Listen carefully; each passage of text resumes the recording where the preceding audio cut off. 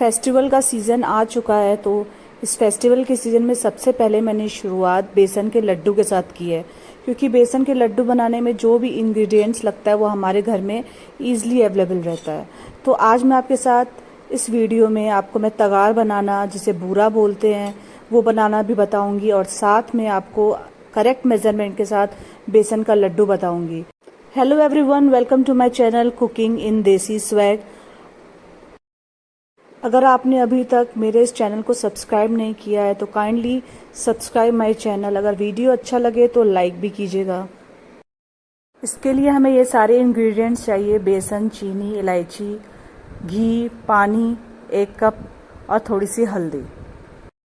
मैंने बेसन के लड्डू बनाने के लिए तगाड़ घर पे ही बनाया है, तो उसके लिए सबसे पहले हम देख लेते हैं इसे तगाड़ कैसे बनाया जाता है। आप मार्केट से भी ले सकते हो, बट मार्केट का जो तगाड़ होता है वो थोड़ा सा पतला सा होता है और घर का जो बनाया हुआ होता है वो थोड़ा सा मोटा होता है, जिससे क्या होता है बेसन के लड्डू में एक अलग ही क्रंच आता है। तो इसके लिए सबसे पहले मैंने 1 कप पानी ले लिया है और ½ kg आधा किलो चीनी ले लिया है और उसे अच्छे से मिलाती गई हूँ मीडियम टू लो फ्लेम पे।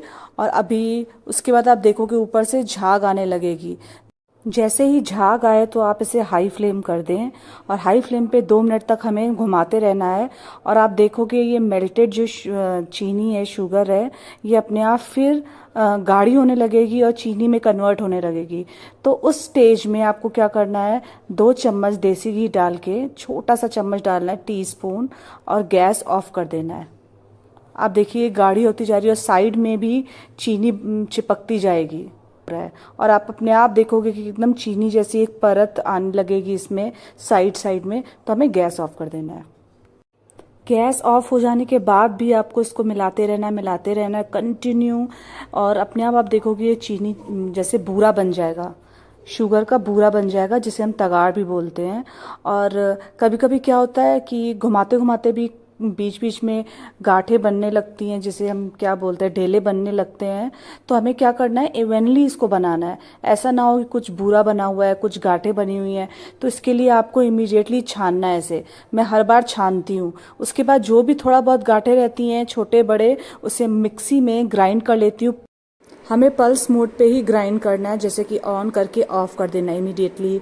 2 बार ऐसे करना है और इसे छान लेना। और फिर से मैंने कढ़ाई में घी लिया है। घी मैंने ये 250 ml था, जिसमें से मैंने 2 टीस्पून डाला था तगाड़ के लिए, और बाकी मैंने इसमें अभी 150 ml ही सिर्फ डाला है, बाकी मैंने साइड में रख दिया है। और पूरा बेसन मैं डाल दूंगी और धीरे धीरे इसे पकाऊंगी। अक्सर ये लोग शिकायत करते हैं कि बेसन का लड्डू खाने में अंदर से कच्चा कच्चा लगता है, क्योंकि क्या होता है आप एक साथ घी डाल देते हो फिर बेसन डाल देते हो, तो उससे क्या होता है कि बेसन जल्दी भुन जाता है। इस प्रोसेस में क्या होगा, ये स्लोली बेसन भुन रहा है और स्लोली काम हो रहा है, तो आपको बेसन खाने में बिल्कुल भी कच्चा नहीं लगेगा और आप इसे एकदम अच्छे से येलो कलर में उतार सकते हो। और फिर से 5 मिनट मैंने घुमाने के बाद 6 मिनट, फिर मैं इसमें 2 चम्मच घी डालूंगी। फिर इसे 10 मिनट तक लो फ्लेम पे भूनती रहूंगी। ये जो मैं आपको बेसन का लड्डू बता रही हूँ, इसमें थोड़ा टाइम लगता है, क्योंकि इसमें बेसन को हम धीरे धीरे भून रहे हैं और इसका कच्चापन बिल्कुल भी नहीं रहेगा। अगर हम बेसन का लड्डू समर में बनाते हैं, काफ़ी गर्मी जब होती है, तब आप याद रखिएगा ये 250 ml की जगह पे आप 200 ml डालिएगा, क्योंकि उस वक्त घी जो है जमता नहीं है। और अगर आप विंटर में बना रहे हो तो आप 250 ml पूरा डाल दीजिएगा। तो अभी हमारे यहाँ तो मौसम वेदर अच्छा है हैदराबाद में, तो अगर आप चाहें तो फिर आपके यहाँ अगर यूपी बिहार में काफ़ी गर्मी पड़ रही है तो आप 250 ml की जगह पे आप 200 ml डाल दें, तो और बिल्कुल परफेक्ट बन के तैयार होगा। अब आप देख सकते हो कि बिल्कुल इसकी कंसिस्टेंसी कितनी अच्छी हो गई है ना, एकदम भी आपको घी एक्स्ट्रा नहीं लगता होगा। और साथ में मैंने हल्दी डाल दी है 1/4 टीस्पून। फिर घुमा लिया है। जैसे जैसे ये अच्छे से भुनता जाएगा, इसका अपने आप आपको दिखेगा ऑयल, हल्का ऑयल रिलीज होने लगेगा और बेसन बिल्कुल सॉफ्ट होता जाएगा। अब मैंने इलायची पाउडर भी डाल के भून लिया। अब मैंने गैस ऑफ कर दिया है। गैस ऑफ करने के बाद मैंने इसको 95% ठंडा कर लिया है। 5% सिर्फ मैंने इसी कढ़ाई में रहने दिया है और बीच बीच में मैं घुमाती गई हूँ। इसी कढ़ाई में मैंने ठंडा किया है और इसी में मैं बूरा डालूंगी। तगार।